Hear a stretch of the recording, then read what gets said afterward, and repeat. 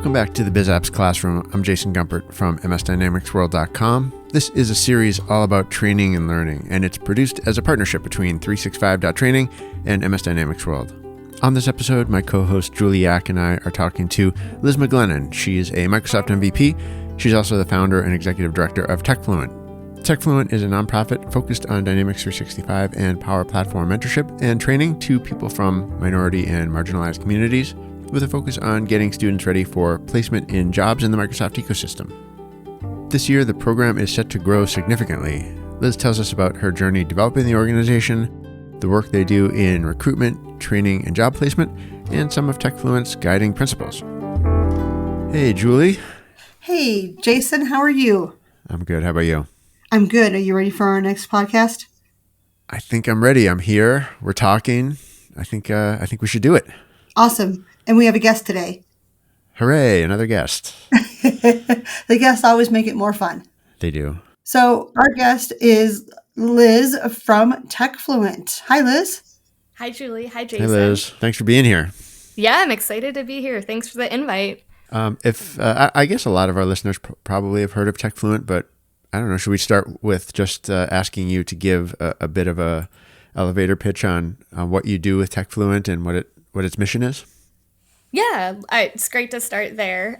So we're about a 3-year-old nonprofit organization working in right now the Microsoft Business Application space to provide equipment, mentorship, training, certifications, hands-on experience. So a whole training program to people from marginalized and underserved communities with the ultimate goal of placing them in jobs in tech. So we attract people that are career switchers that have some other previous work experience, whether, that's from their home country or the US. We attract all ages and all levels of education. So we're also open to, enrolling participants that don't have a 4-year college degree, which we feel like is really important, and something we're working on is eliminating that barrier to entry into the tech industry.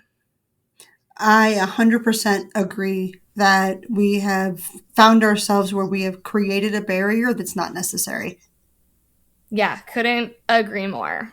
I was just reading this morning. I mean, that is very much still a barrier to, building wealth throughout your life. The kind of career opportunities you have. College is still, sort of statistically speaking, very, very important in that realm in our society. So, and it doesn't have to be, or it shouldn't be, right?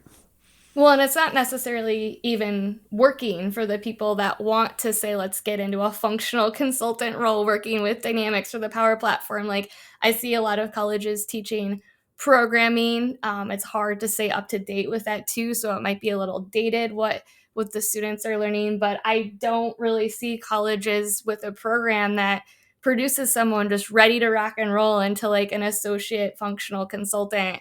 Like they have to go into another training program. And, the top 4 consulting firms hire right out of the top universities and have kind of this consultant and training program. But a lot of the small to medium-sized partners don't have that structure. And you're also kind of ignoring the whole demographic group of people that aren't fresh college graduates from the top 100 universities. So I just feel like there's a big gap there of people looking for jobs, wanting a more fulfilling and lucrative career, and meeting the talent needs we have in the tech industry right now, which will obviously just continue to grow too with everything that's changing. Well, the technology itself has removed so many barriers to entry that the rest of us need to do the same thing. Mm-hmm. Yeah. Yeah, I really feel like there's a spot in the industry for someone, no matter their background or skill set or strengths. Like you used to think of tech and think we have to be this coder and be really analytical and want to sit at a computer all day. But there's all these roles that are a hybrid of that, where you have to have, where soft skills are just as important or more important, or you can PM and you need good, attention to detail and organization and communication skills, or be in sales where it's very, extroverted and talking to people all day. So, I really feel like there is a spot for everyone. It's just matching that career path and then area of the platform too, because there's so much diversity within Dynamics and the Power Platform. that there's a path for everyone. It's just matching that for them. So what made you decide TechFluent? How did we get here? Yeah, so it was a journey. It's not like I woke up one morning and was like, I have this firm idea and I know exactly what I want to do. So it's a lot of things. So I've always had a passion for learning and development. My undergrad degree is in human resource development. So it was mostly focused on training, development, change management, organizational effectiveness. So kind of that fun, psychological, people part of HR instead of what I think, is the boring stuff. So that was always there at the core, and actually wanted to be a full-time trainer when I first started looking for a job. And I accidentally ended up in CRM 4.0 on-prem at a Microsoft partner as an internal admin.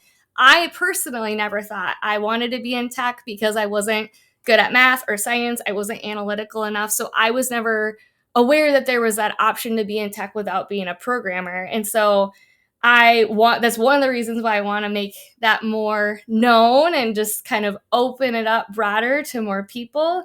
And I just find, helping people pursue their career goals and develop and learn more, that's a passion of mine. So I did, eventually become a full-time trainer and then moved on to a bunch of other roles at different partners on delivery teams. And then when I finally went independent as an independent consultant, it gave me enough free time, comboed with the pandemic, to really start reflecting and fine-tuning what I thought I wanted to do next. And along the way, I actually taught adjunct classes at a state college. So intro to CRM and intro to consulting. And when I started teaching those classes, I did it for about 2 or 3 years. I was like, great, I'm going to be working with these students that want to get into the industry. But it wasn't a whole program. It was just those 2 classes that were part of a business degree, a project management degree. And so over teaching self-paced hundreds of learners, I think I had 2 people ever ask me, and no one ever went into our space. And so that was kind of eye-opening to me. Like, colleges aren't an avenue in. They're just, their programs aren't geared at what our industry needs from a talent perspective.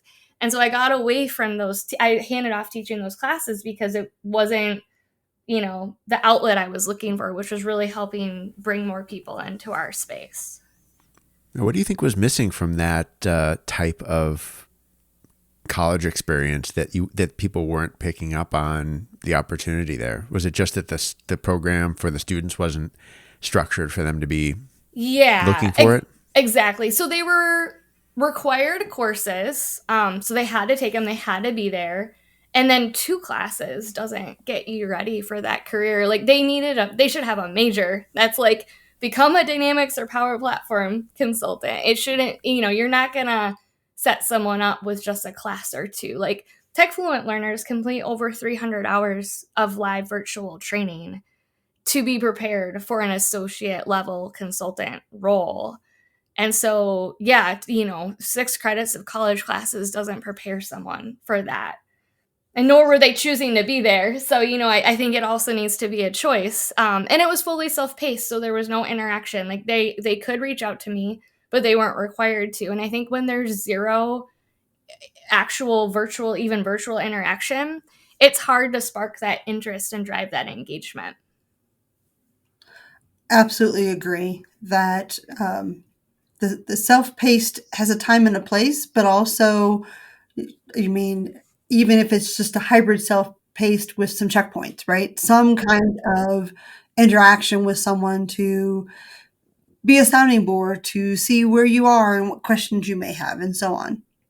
Yeah. And there's so many great self-paced materials out there. Like, someone could go to Microsoft Learn and become Microsoft certified and ramp up on their own, theoretically. But I think the reason why that's so challenging for so many people is because there's that lack of interaction and a support system. And so that way, TechFluent, that's why we've chosen to have mentors and weekly office hours and dedicated learner success managers, because training by itself isn't enough. Like, you have to have that interaction, someone to get help from, ask questions to, and just accountability checks, like all the things to keep someone kind of moving and on track and make sure they're not stuck or blocked on anything. Well, you don't have to do it by yourself. Right. And I think that that's something that we often overlook when we're talking about professional training and skilling, that it really can be part of a community and everyone can learn together and grow up together. Yeah, exactly. And I love it when I see our participants learning from each other and helping each other. Like there's tons of peer-to-peer learning that happens. And yeah, I think we can accomplish so much more if we work as a team and as a community than try to do it on our own. Liz, do you make recommendations about either the kinds of goals that people have coming into the program that make them successful, or even just the attitude that they bring into the program as students, as learners, that you tell them will make them more likely to be getting through the program successfully? That's a great question. So we evaluate based on core value match. So I often get asked, like, do you do a tech aptitude check, or how do you check for their technical skill level coming into the program? And my answer is we don't, because we believe that all of that is trainable, and it just takes the right kind of, it's the drive, the grit, the perseverance, and just the effort to get there. And so we've had people in our program where our laptop that we're sending them is the first computer they've ever owned, and their only experience with tech has been their smartphone.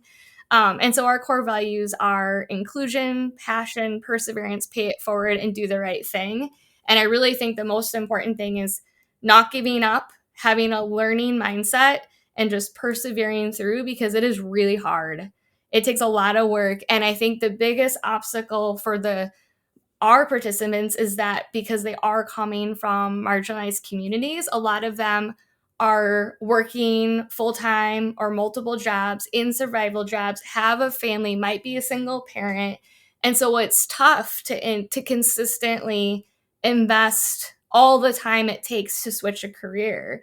And it's hard. Like, think about change management, right? Like, humans, it's just hard to change. And so not only are you learning all these new concepts, there's also this huge change of routine, being put outside your comfort zone component to it. And that's why I think like the consultant and training programs are great, because they're employed and they're getting paid and they can focus full time on learning. And that situation is a lot easier for someone to be successful in. It's much harder when you're trying to pay your bills and, keep food on the table, and then also spend 40 hours a week on TechFluent for 6 months. Like, that's a big ask. And so the people that are graduating, they've put in an immense amount of effort and have juggled and prioritized and really made this their goal to pursue. And it's really impressive. So take me through a high level view of the curriculum. What do we start with? What are we looking at? And what do we have at the end? Yeah. So it's changing this year to accommodate the higher volume. So we're quadrupling our number of learners and are enrolled in our full 5-month program. So we're growing from 25 learners, which is what we've done historically, to 100. As part of that, we're also revamping our curriculum and also trying to meet the kind of the skill and talent needs we're hearing from partners in the industry, which is that they want more ERP, they want more F&O, and they want more Business Central. And so we're adding in those tracks and expanding and broadening our curriculum into 4 different areas of specialty or paths to accommodate that need. So we're going to have 4 deep dive tracks of CE and Power Platform combined, F&O, BC, and then Power BI. And that will be kind of the core of our traditional 5-month program, with classes, cohorts of each about 25. But before all of that, we're doing what we're calling, this is the first time we're doing it, Tech Fundamentals, which is a 5-week large class, so more than the 100. Our goal is to have up to 1,000 applicants this year. Webinar style, just cover the bases of all things technology.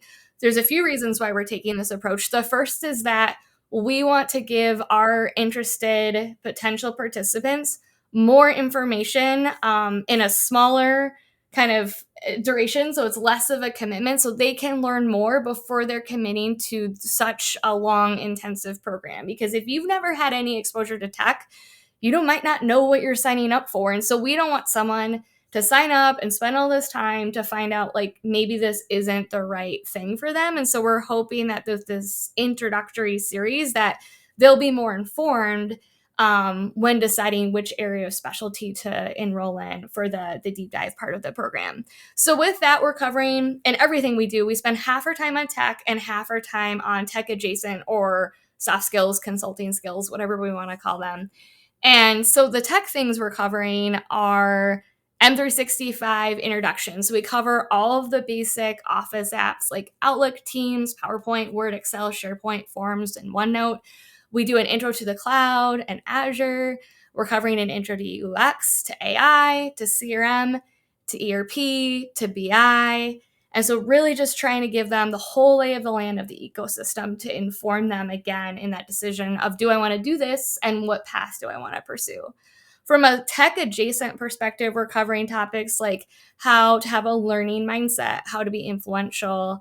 We're covering a day in a life series to hear from alumni and how their roles have been, collaborating with different perspectives, change management, intro to business analysis, intro to project management, and then resumes and LinkedIn profiles. So we are trying to start kind of that career services part much, much earlier this year. And we want them working on it for the whole duration of the program, because that is such a pivotal part too, is prepping for that job search. It's not enough to just get certified. You also have to learn how to network and kind of sell yourself and build your personal brand and do well in the interview process. I would love to hear more about the alumni side of it, because I was thinking of that before you just mentioned it, as something that I'm sure new potential learners would want to hear about, knowing how people have done. Can you talk a little more about what people present when they do come in and speak as alums? Yeah, so this is the first time we're actually having alumni come and speak, because we finally have enough of them. So we've only done this 2 other years. So historically, that session had been this kind of senior tenured industry professionals talking about the different roles. And this year we're converting it to have only alumni covering that. I can speak to a bit though about it, because we have done some kind of ad hoc panel interviews with, previous grads. So, they're going into a wide variety of roles. If they land in consulting, they're landing as usually an associate functional consultant. We have people working with CE, we have people working with F&O, with Business Central. So kind of all across the board from, which area of product they're focusing in. But we also have people landing as admins, as system admins. So there's like a data analyst admin and a CE admin. And so those are really the 2 types of roles we see people landing in. And typically, especially if they're not in a training program, sometimes they go into a consultant and training programs. So there's a lot of structure and guidance and support. And that's great. Like, it's comfortable. They have more ramp time. But if they're landing right as, let's say, a system admin at a small company that doesn't have the support structure there, they still rely heavily on their mentor, on the TechFluent team, on their peers to provide support. And there is a ramp, there's a learning curve there. And it's still relatively uncomfortable for the first few months. And I've had them ask me, like, when will I get this? When will it click? When will it stop being so stressful? And I really feel like it takes 6 to 12 months before you feel like you have it's like your sea legs, right? When you just feel like, I got this. I'm not just drowning every day. All the jargon's making sense. And I just feel comfortable. So even kind of coming out of TechFluent, there's still that learning curve as they, land in their full-time jobs and kind of get in front of a client, whether that's an internal or external client. Well, I think that even as we continue as professionals in our industry, that when the new release notes come out, or when suddenly, oh, surprise, here's a new part of Power Platform, we all have those things we have to learn about. And it's a continual journey. It's not something that ends when you have that job. Oh, definitely. Yeah, I couldn't agree more. We tell them that all the time. We're like, we're all in the same boat. We're all learning all the time. And the Power Platform is so new that it's like we don't have someone that's like, oh yeah, I've done this for 20 years in the Power Platform, because it hasn't been around that long, like the Dynamics products have. So, we're all learning the new stuff all the time together. And we really drive home, like, don't be afraid to ask for help, and don't be afraid to say in a professional way, I don't know, let me look into that, because we all have to do that. And that's something that we really, help them work on understanding. It's not like some industries where just because you've been in the space for a long period of time that you know absolutely everything. That is impossible in our space. No one knows everything about the full product. Well, and if you don't know, the best thing to do is make sure you understand the question enough to find the answer later. So, Liz, tell me about some of your graduates. Tell me some success stories. What are they up to now? Yeah. So they're employed at a variety of different partners. We have someone as an F&O consultant at RSM, on a large team on large enterprise F&O projects. We have 4 people working at a small partner, Elevate Digital, doing a bunch of different things. We have someone that got employed at Stone Ridge Software as a CRM consultant. So they're all over the place, working on different projects. We are trying to get some of them to come and present at DynamicsCon Live in May. So one of our goals is to get our grads speaking at conferences, which, Julie, I know that's something you're passionate about, is co-presenting and giving newer people the chance to speak. So that is one of our goals, is like, okay, you got a job, so now let's get you speaking at things and just keep building building your knowledge and practicing that skill. Yes, I will co-present with anybody that needs that extra help.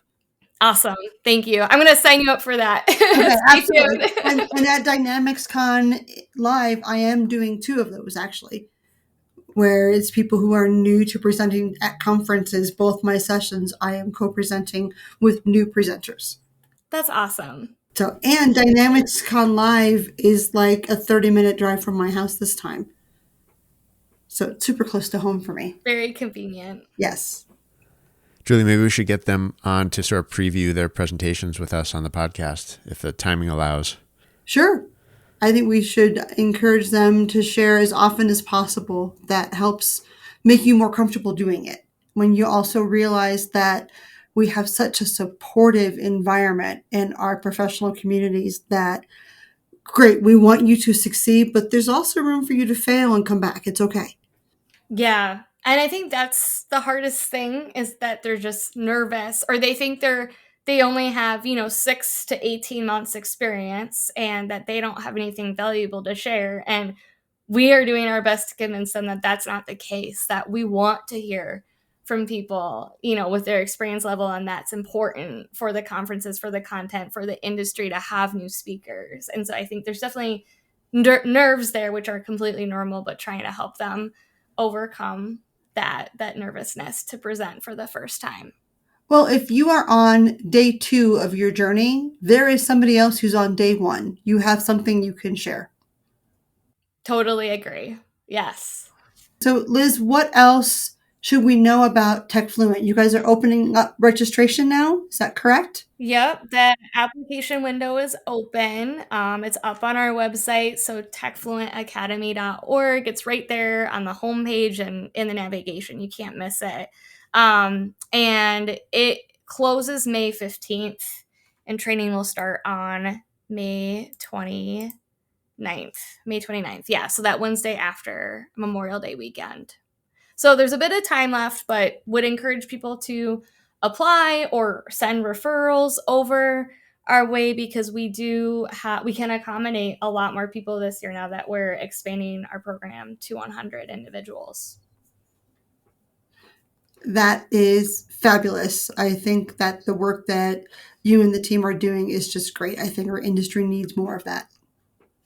Thanks. Yeah, and I can share a little bit about the minimum requirements. They're pretty simple. So, high school degree, GED, or equivalent, located in the US. Unfortunately, we're just not operating internationally yet. I get asked about that all the time. We'd love to, but we're not there yet. We have to scale to get to that point. And core value match. And then, our program is completely free for our learners. So we are looking for people that need that assistance, that support. And so, people coming from an underserved or a marginalized community. So Liz, I really do appreciate your time today and look forward to hearing more about the success of the program. Thanks, Julie. Yeah, thanks for being here. Yeah, thanks for having me on. It was really great chatting with both of you. Thanks for joining us once again in the BizApps classroom. Listeners, you can support the podcast and get a discount on an annual plan for 365.training by visiting the link in the show notes. And we welcome your feedback and questions. If you want to reach out to me, you can reach me by email, jason@msdynamicsworld.com. You can reach Julie by email, julie@365.training. And that's it for this episode. We'll see you next time in the BizApps classroom.